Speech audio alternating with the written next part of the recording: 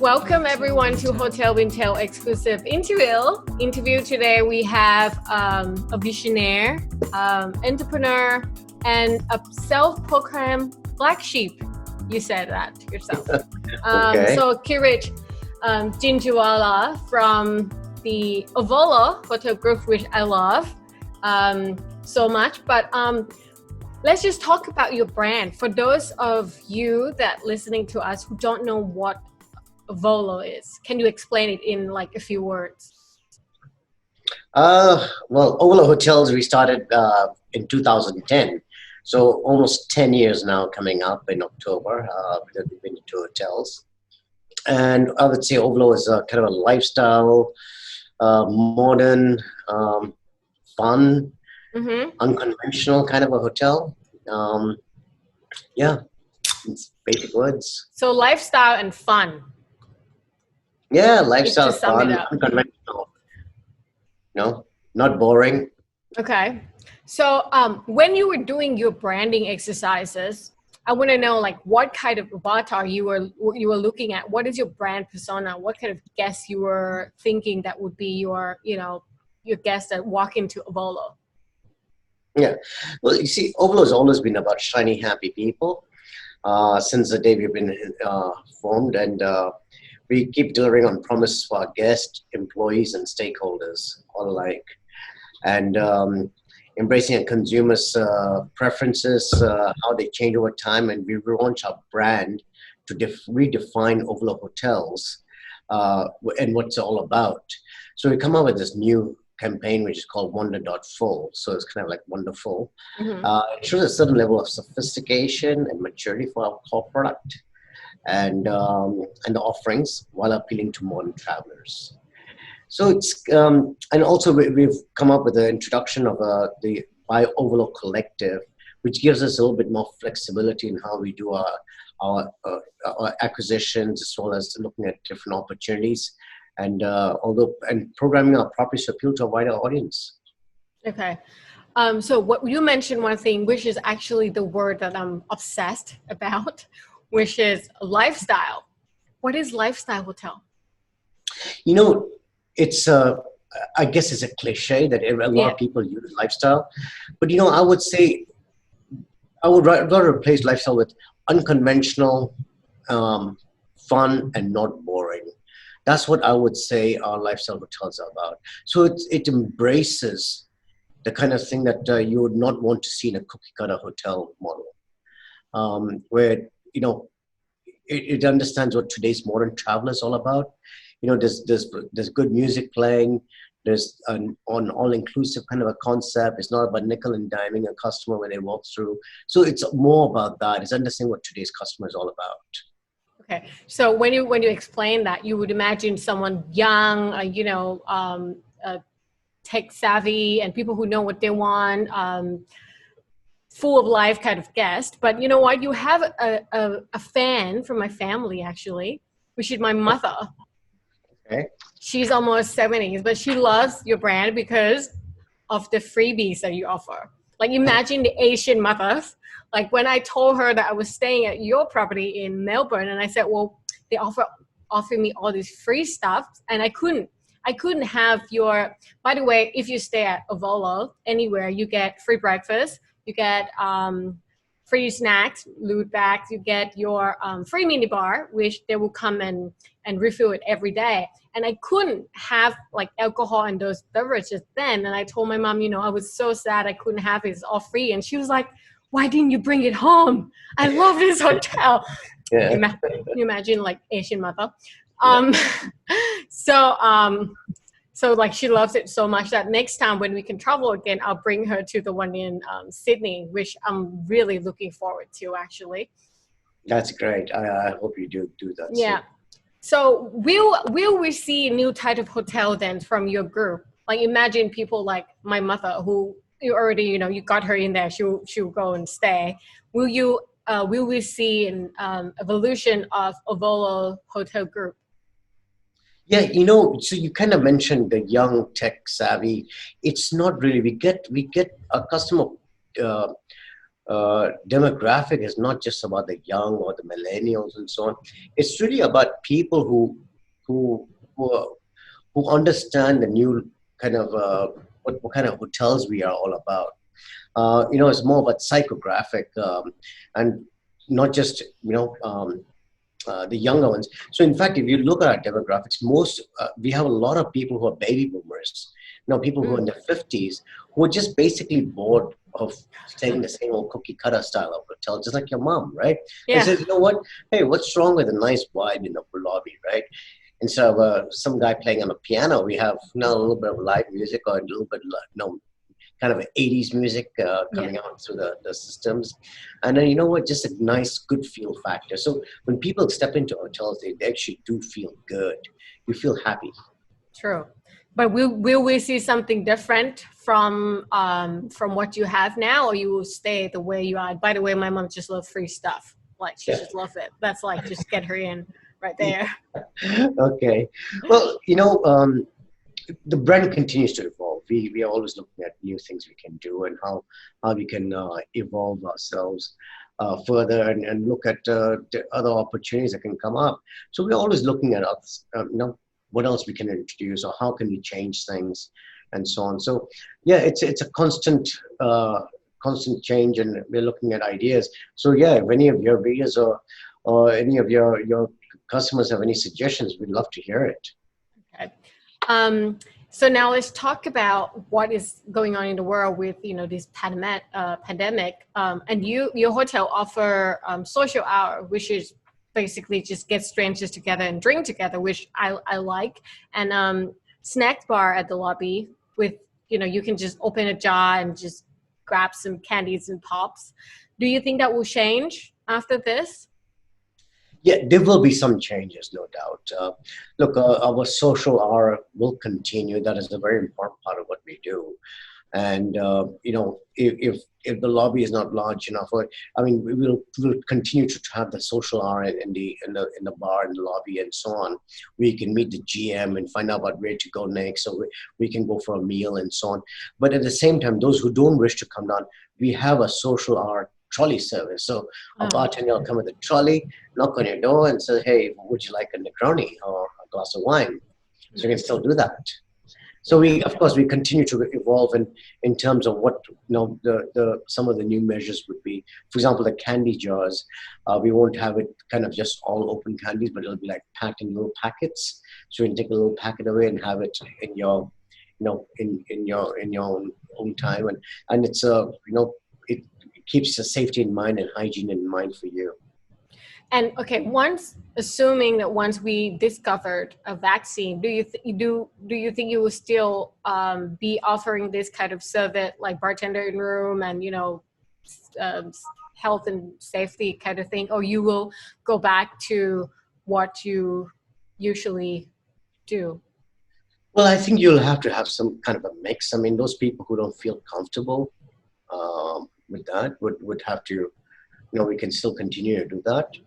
And for those who are comfortable to come down, because the main thing is to meet other people and meet a GM and talk to them and just learn about different things about the city you're in.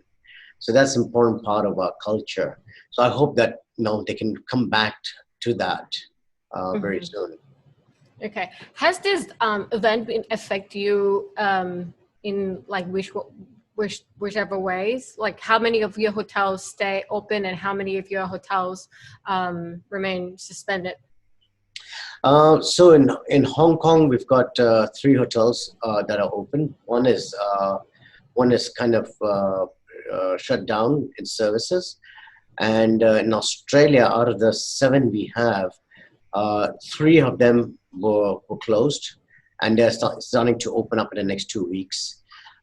Queensland, which means Brisbane, those will open the latest, probably in the next 2 or 3 weeks' time when Queensland border starts opening up. But New South Wales and Victoria, as you know, already opened up. Okay. So that helps a lot. Okay. And the one in Bali is not open yet, or has it been No, open? that's not open. That's under renovation. That gets ready by towards the middle of October this year. So we're quite excited by that. So what do you think would happen then in October this year? Well, I hope Bali is definitely open by then. I really Okay. keep my fingers crossed on that. Right. Okay.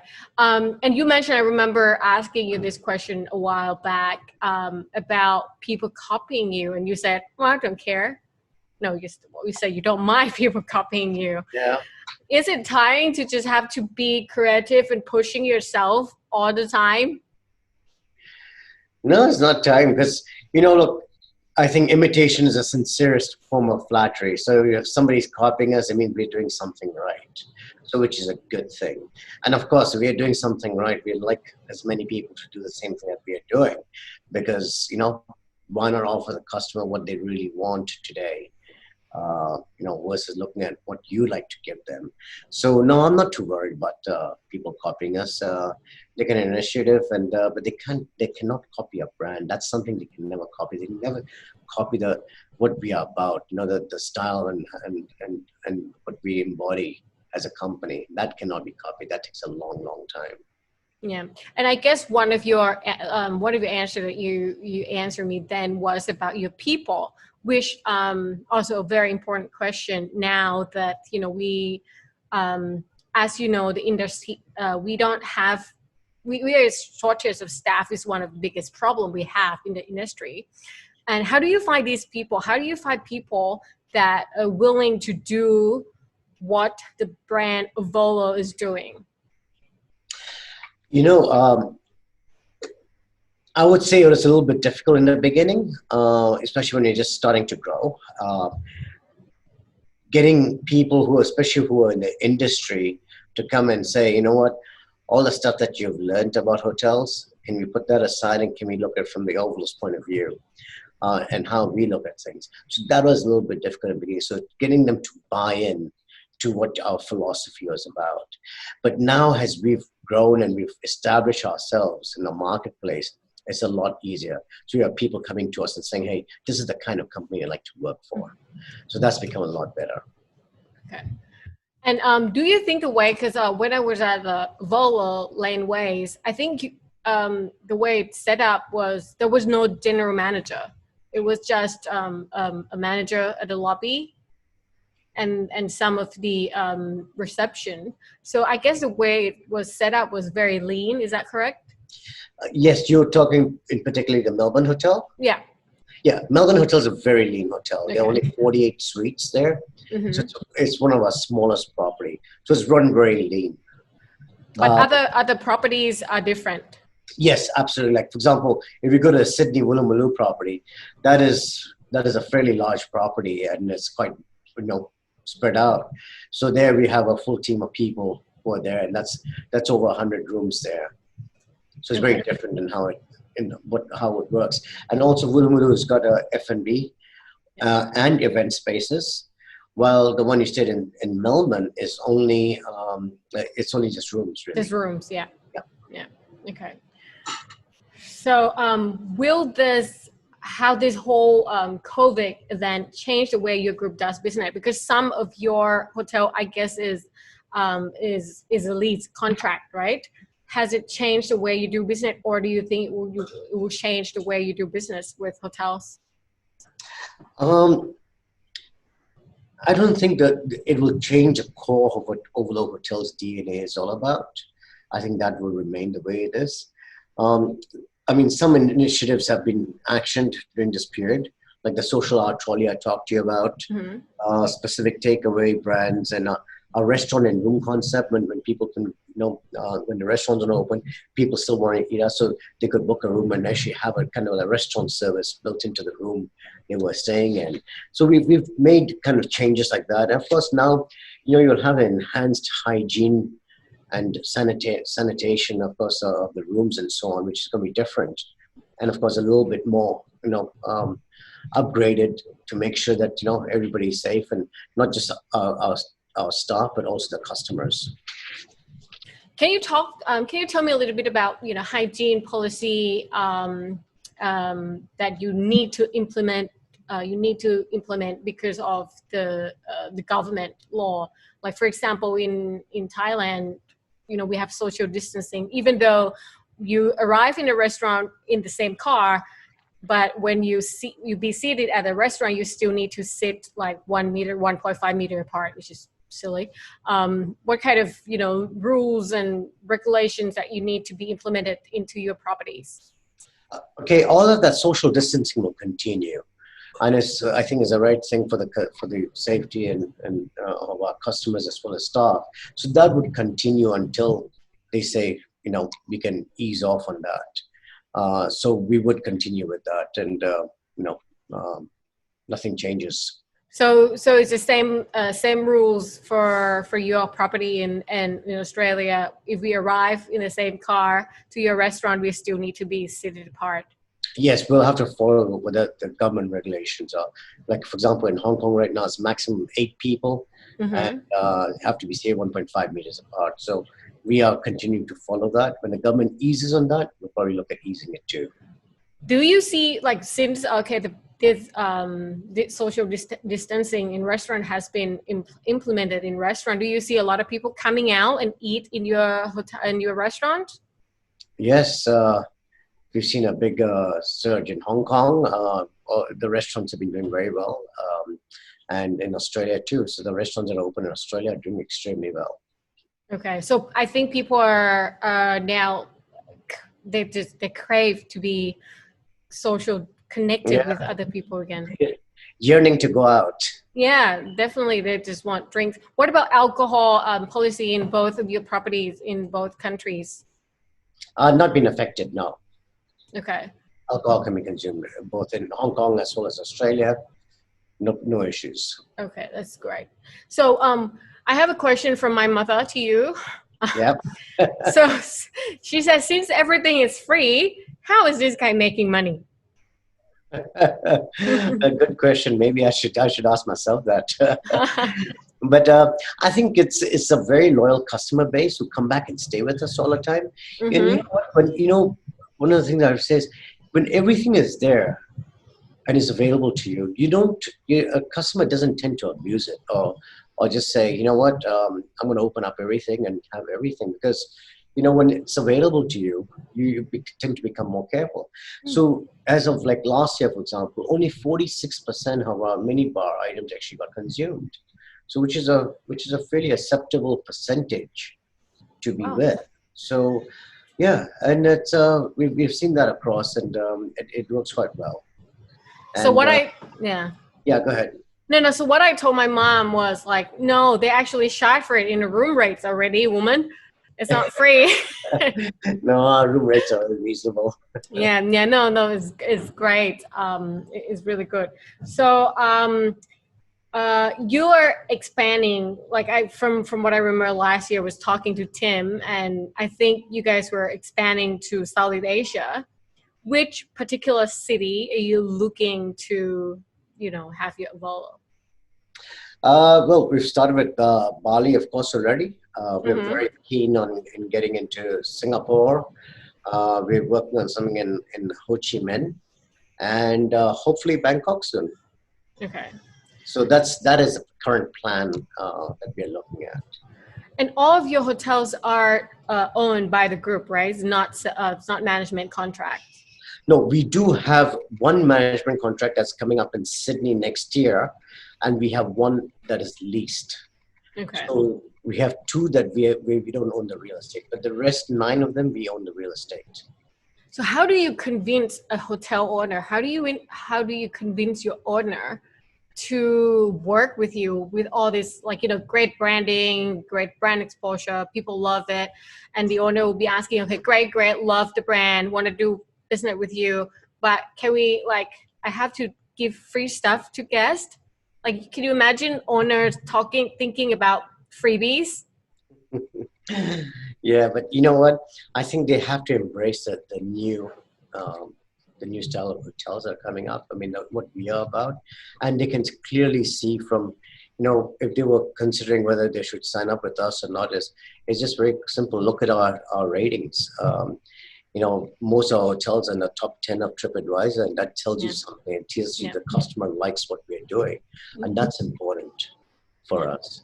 Yeah. So that's how we continue to evolve. And now it's a lot easier for our message to go out. In the beginning, when you started, people, of course, wondered whether you're doing the right thing. I mean, is this guy really for real or is he crazy? Yeah. Yeah. And then now when they start seeing, hey, the results are there, people have enjoyed it. They can look at the comments and they say, okay, you know what, Ovolo's onto something. That's right. And with the political situation now in Hong Kong, how does that work? What is the current situation for you guys over there? Well, we've had the social unrest from last year. Started last year, in fact, in June. So it's been going on.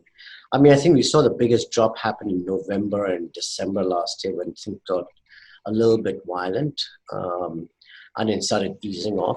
So we saw a big return of business back in January.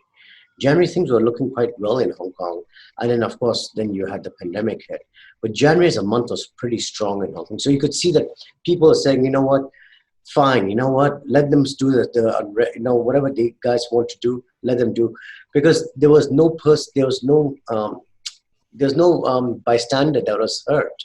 There's nobody as such. It was really the students or who are against the police. So there's no one who really got hurt in the process. And they were very careful about that. I mean, there's no looting, there was no nothing. So they had something to say, they did it and whatever it was. So you saw people returning back to Hong Kong. And I think it's the same thing will happen once the pandemic is, when people can start traveling and the lockdowns ease up.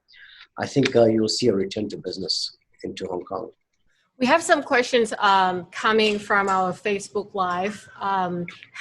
Which is the questions that I already asked you, but how is the Ivalo definition of lifestyle different to other lifestyle hotels?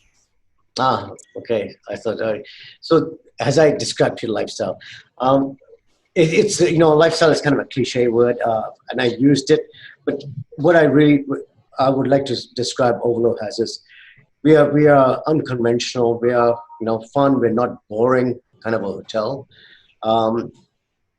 We don't expect you to walk into a lobby feeling that you're gonna walk into it like a typical hotel lobby. It's fun. It's lively. It's not boring. The art is unique. The music is fun, and you feel good about yourself. So I would say, does this describe a lifestyle? Perhaps it does, but more importantly, it's all about Ovolo, about us being not boring and not conventional. Mm-hmm. So there you have it, Nick Day, for your questions. And okay, since you're an entrepreneur, you're a businessman, we need some advice as to where is the best place to invest in hotels, in lifestyle hotel. Lifestyle hotel. Okay, here we go again.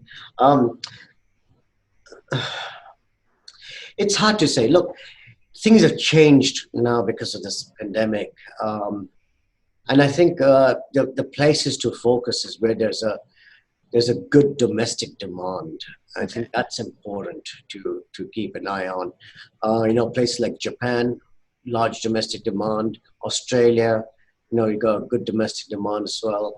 Hong Kong, for example, really relies only on China for its domestic kind of demand.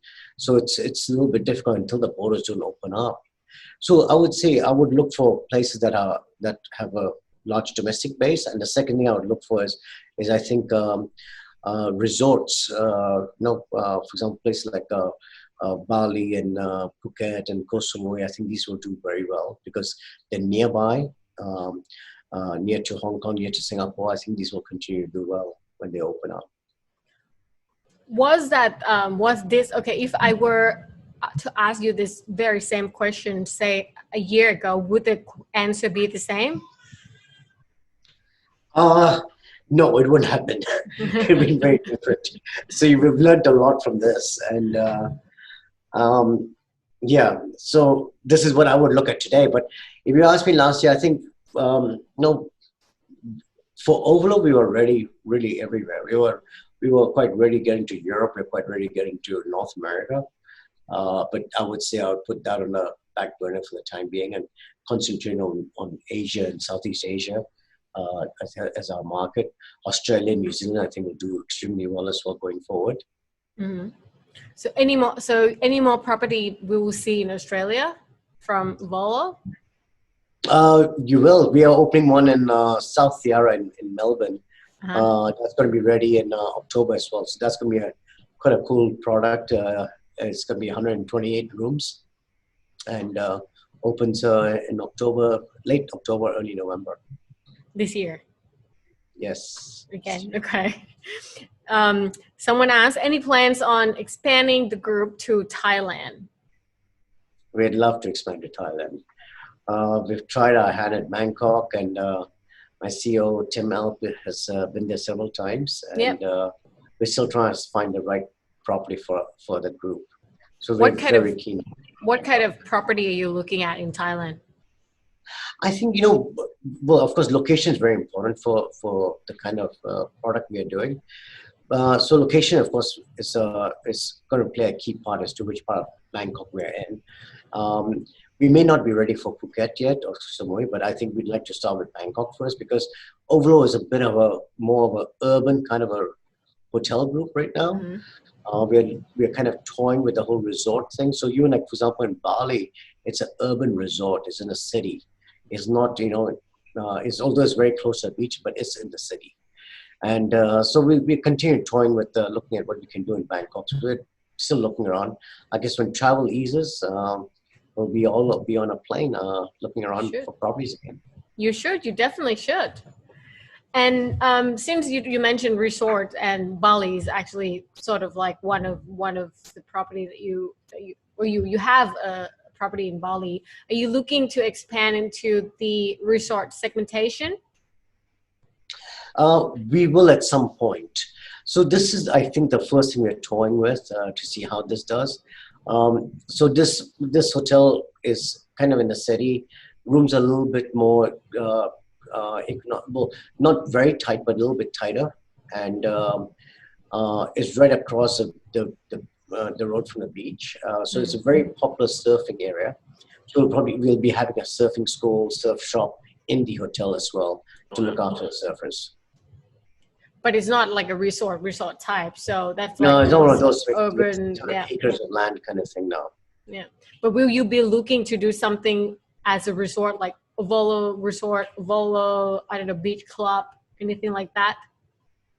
Maybe some point in the future, yes. But right now we're focusing on more the urban side of things. But I am very keen, especially in Australia, getting into the wine region and having a hotel in a wine region. I think that would do very well. That sounds very interesting. So apart from Asia, you mentioned something about Europe. How does that work out for you in Europe? We were looking at Europe, but I think for the time being, I think we're just going to concentrate on this side of the area. I think the recovery here will be a lot faster in Asia and Southeast Asia, Australia, than Europe. So we're going to concentrate more in the next 1-2 years in this area before we go back looking into Europe and US.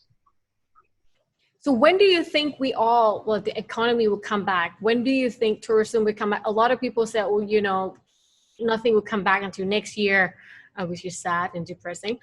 Some people said by the end of this year, we will see some light. What do you think? WImintra, this is $1 million question. I mean, we all hope that it happens right away. But I think there'll be a slow, steady recovery. I mean, I don't think you're going to see the spikes that we're used to seeing.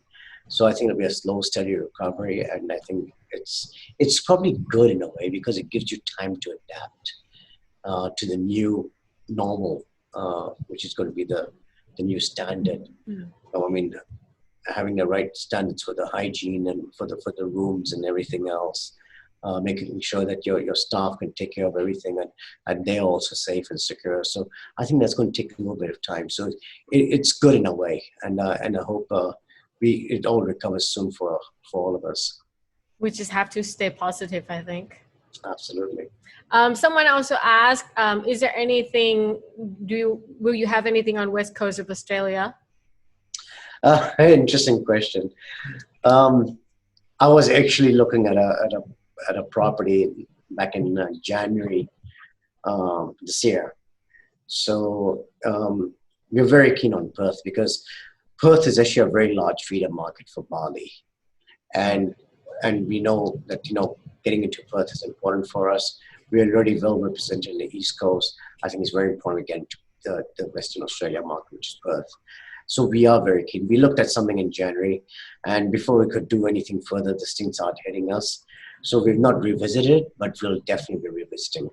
So there will be something in Perth. Yes. But we don't know when yet. Yes, I would say Perth will probably come one of the first ones, probably in the next 12 to 18 months. I hope we can announce something in Perth.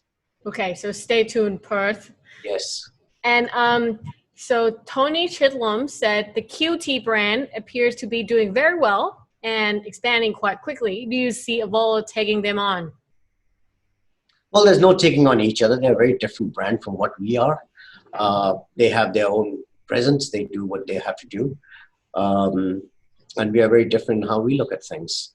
So, yeah, people do compare us because kind of both styling are very hip and cool and modern and so on. But I think what the offering we give to our customers is very different from what QT offers. And I think they're a very good hotel group. And I think so is Ovolo.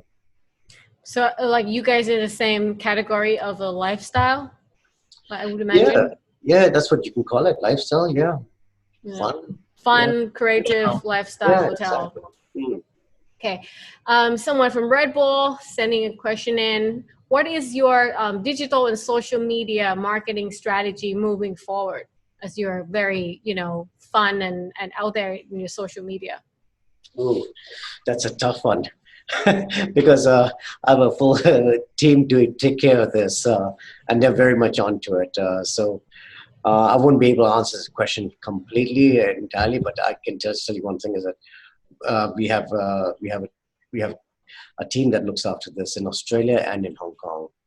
Yeah, and they're doing very well. Like if you go to Ovolo social media, you'll see a lot of great content. They're very responsive in their social media and Instagram especially. Like if you tweet, if you post something, comment something, they will actually be on it.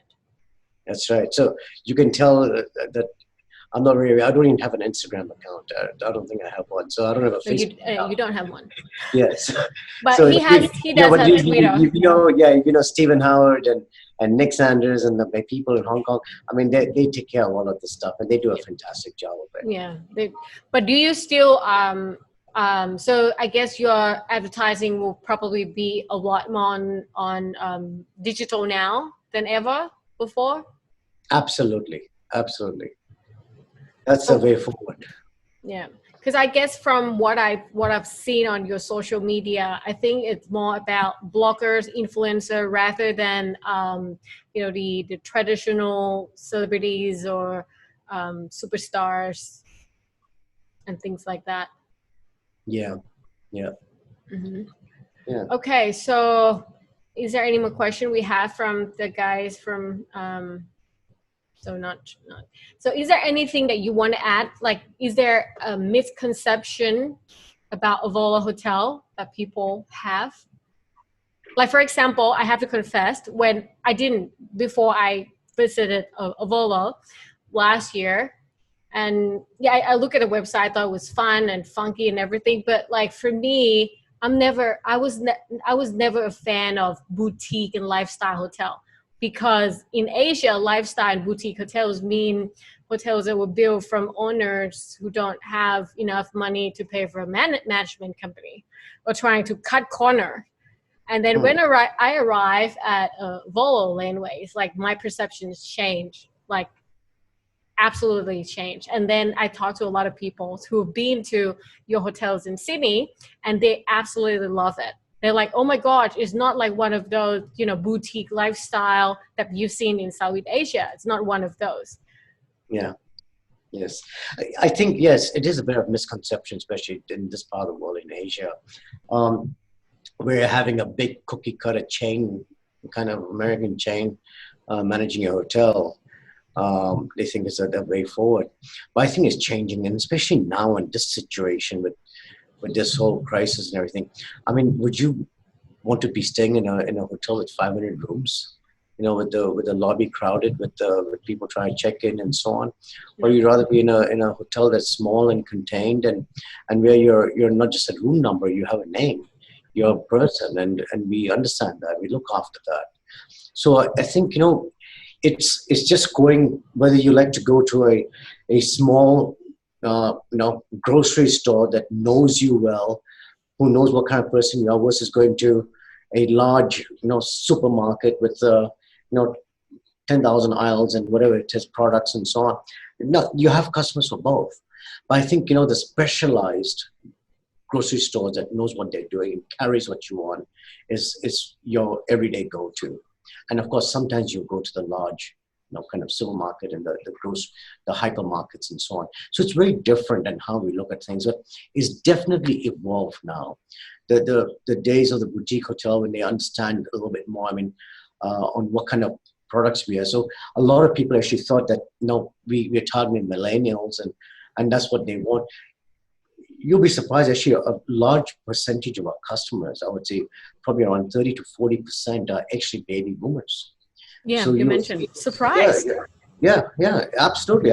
Because they were just they wanted something different, and they were so used to that kind of a chain hotel thing, that when they came in to see they really liked what they saw. Music they could understand too. It was not techno music. It was good old 80s music that everybody likes, and so on. So it provided a comfort for everyone. And I think that's important. Our rooms are not boring. I always use an example where I say, if I've blindfolded you and put you in a hotel room and took your blindfold off and asked you, guess which chain hotel you're in now, the chances are you probably won't be able to guess, because all the chain hotels look the same, right? But when you walk into an Ovolo, the rooms are different. So every Ovolo, the rooms will be different. They're not the usual plain, beige colored walls with dark walnut, bedside heads or bedside tables. It's not that, right? You can get that anywhere. But Ovolo, hey, it's a little bit different. It's a little bit more fun, and I understand, speaks to you. So this is what we are about. But you also have would I call it a second tier brand, or how do you call it? Your Mojo Nomad. It's by Ovolo. So for example, the one in Bali is going to be called Mamaka by Ovolo. So that allows us to be a little bit more opportunistic, I would say, because the properties may not exactly fit into an Ovolo style, but it's got the right bones to be kind of still belong to one of our to us, and we call it by Ovolo. So we may not have all the trimmings. For example, the room size may be a little smaller, and so on. So that's why we've given that by Ovolo, and it allows us to go in and pick up a hotel that may be already well known, and if you want to acquire it, we can acquire it and just call it, whatever name by Ovolo. Okay, but it still has the brand DNA. It's still fun and funky, and you still offer freebies. Yes, it has all the fun part of it, but the freebies will change because. See, that's where my mom doesn't like. Okay, but that's why it's by Ovolo. But it's not everything that changes. For example, in with the one we're doing in Bali, continental breakfast is still included and so on. I think there's some of the mini bar items may be included. I'm not too sure. They're still working on how they're going to go about that. But this is a by Ovolo, so it's not an Ovolo Bali. It's going to be by Ovolo. So it allows us some flexibility in what we do and how we go about it. Okay, so I guess one of the misconceptions that I have experienced with the brand was when I visited the one in Melbourne, and some of my friends were like, but it's budget brands, and I was like, no, it wasn't, because they have been to the one in Hong Kong, and they thought that was Ovolo is about. So I guess this is why they thought it was budget, but actually it's not a budget brand, people. No, it's not. It's not. And some of those properties, like for example in Hong Kong, they've now been upgraded to the new Ovolo standards and so on. And so Hong Kong is where we started from. So some of these properties were a little bit dated, and that's all. Everything has been now changed and more updated, more in style with what we are today. Okay, and are you going to change those? They already been done. Okay. So, Yeah. okay. So But it's still... we've got 2 Ovolos in Hong Kong and 2 by Ovolo collectives in Hong Kong. Okay. So get it right. It's not Ovolo, it's by Ovolo. Correct. So, yeah. So before we go, is there anything you want to add about your property, you know, your future plans, where you want to go, what you want to do next, or, you know, anything about your brand you want to talk about? No, I think you've covered quite a bit. I've spoken about everything I think I should have. I think there's the day of the boutique hotels is continuing to rise. I think people are going to look at boutique hotels more so now than ever before. And I think, I think we just have to wait for things to happen. It'll happen, slow and steady. So that's interesting. You said people will look for boutique hotels more than ever. But I've also talked to some people, and they also said that people will go for a bigger brand more than ever because of, you know, the standard, the hygiene standards, or the equipment or the SOP that they have are much stronger than small boutique hotel groups. Is that correct? Is that true? What is your opinion about that? No, I don't know. I would not necessarily agree. So, look, the cleaning standards are just as high. I would say probably higher in a boutique hotel, because we'll go that one step further that a chain hotel or a large hotel may not follow through on. In fact, when they have to do 500 rooms or 400 rooms, it's a lot different from taking care of 100 rooms. And you can take care of those 100 rooms really nice and really well. So I think, you know what, I would actually beg to differ and say it's probably the other way around. And do you see any food and beverage scene change from your hotels? What would be the next trend for, I guess, new normal? We're still trying to work on that, but I think it's food and F&B is coming back very strongly. It's already started in Hong Kong, I think, and it's starting to happen in Australia. So that all business is coming back in. I think where we're going to see probably a bit of a hit is in the event space. And even though government is relaxing the numbers right now in Hong Kong and in Australia, but I still think, you know, events will not take place as frequently as they used to in the past. Okay, well, I guess this is for today. We have covered a lot of topics that I've wanted to ask you, and my mom wanted to ask you. Love her. Something to do with Asian mothers. So thank you so much for joining us today. And I really wish, I really want to sit down with you and have your Negroni, and I'm having my vodka Red Bull, whatever, in person. Okay. Once we allow to fly it again. But hopefully we will be able to see your new properties that are opening in October, November. Yeah. That's right. This year. So as soon as the plane and the border open, will be 2 new properties. Yes. Yeah, 2 new properties. And also in the next maybe 18 months, you might be hearing something from Perth for Ivalo. Right. Yes. Okay. Thank you so much, Girish. Have a good day. Thank you. Good to see you. Thank you. Bye. See you. Take care. Hotelintel.co. Hotelintel.co